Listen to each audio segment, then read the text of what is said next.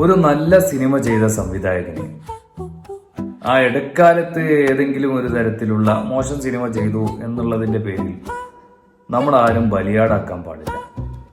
ഇപ്പോ Mithun manual Thomas അദ്ദേഹം അവസാനം ഇറക്കിയ മൂവി ഏതാണെന്ന് എല്ലാവർക്കും അറിയാം. അതിനെക്കുറിച്ച് പറയുന്നില്ല, അതിനെ വിമർശിക്കാനൊന്നുമല്ല.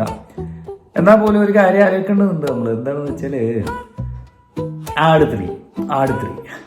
3 എന്ന് പറയുന്നത് ആട് 1 പോലെയോ ആട് 2 പോലെയോ അല്ല. ആട് 3 എന്ന് പറയുന്നത് മിഥുൻ മാനുവലിന്റെ കയ്യിലുള്ള മരുന്നൊക്കെ തീർന്നിട്ടുണ്ട്.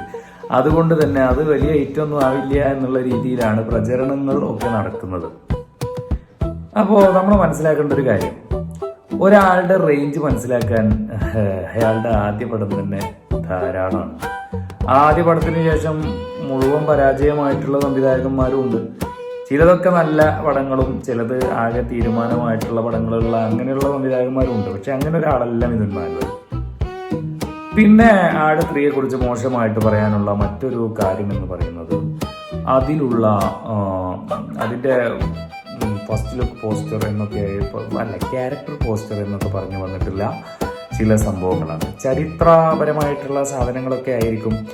ജയസൂര്യ രാജാവിൻ്റെ വേഷം ചെയ്യുന്നു. ജയസൂര്യയുടെ കൂടെയുള്ള പടയാളികൾ ആയിട്ടാണ് നമ്മുടെ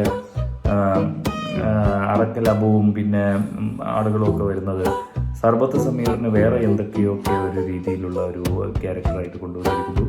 നമ്മുടെ സാത്താൻ സേവിയറിനെ ഒരു പട്ടാളക്കാരൻ, ഒരു ബ്രിട്ടീഷുകാരനായിട്ടൊക്കെ കൊണ്ടുവന്നിരിക്കുന്നു. അപ്പോൾ സിനിമ എന്തായാലും പൊളിയാനുള്ള സാധ്യതയുണ്ട് എന്നുള്ള രീതിയിലാണ് സംസാരങ്ങൾ കൂടുതലായിട്ട് വരുന്നത്. പക്ഷെ നമ്മൾ മനസ്സിലാക്കേണ്ട ഒരു കാര്യമുണ്ട്. എന്താണെന്ന് വെച്ചാൽ ഈ മിഥുൻ മാനുവൽ എന്ന് പറയുന്ന മനുഷ്യൻ ഈ കാണിക്കുന്ന സംഭവങ്ങളൊന്നും, അതായത് ഫസ്റ്റ് ലുക്ക് പോസ്റ്ററിലോ അല്ലെങ്കിൽ ക്യാരക്ടർ പോസ്റ്ററിലോ അതല്ലെങ്കിൽ ഏതെങ്കിലും രീതിയിൽ ലീക്കാക്കിയിട്ടുള്ള സംഭവങ്ങളൊക്കെ ഉണ്ടായാൽ പോലും ചിലപ്പോൾ അതൊന്നും അല്ലാത്തൊരു സാധനമായിരിക്കും അദ്ദേഹം ഇറക്കുക എന്നുള്ളത്. പലരും പറയാറുണ്ട് അദ്ദേഹം ഒരു മാഡ്നെസ് ഉള്ള ഒരു ഡയറക്ടറാണ് എന്നുള്ളത്. അതെ, അദ്ദേഹം വളരെ പാഷനേറ്റ് ആയിട്ടുള്ള ഒരു മാഡ്നെസ് ഉള്ള ഒരു മനുഷ്യനാണ്. എന്തും സംഭവിക്കാം. എനിക്കേതായാലും ആട് 3 നല്ല പ്രതീക്ഷയുണ്ട്. നിങ്ങൾക്കോ? നിങ്ങളുടെ അഭിപ്രായങ്ങൾ കമൻ്റായിട്ട് രേഖപ്പെടുത്തും. അപ്പോൾ ഇത് ഞാൻ സർഫ്രാസ് പോവാട്ടോ.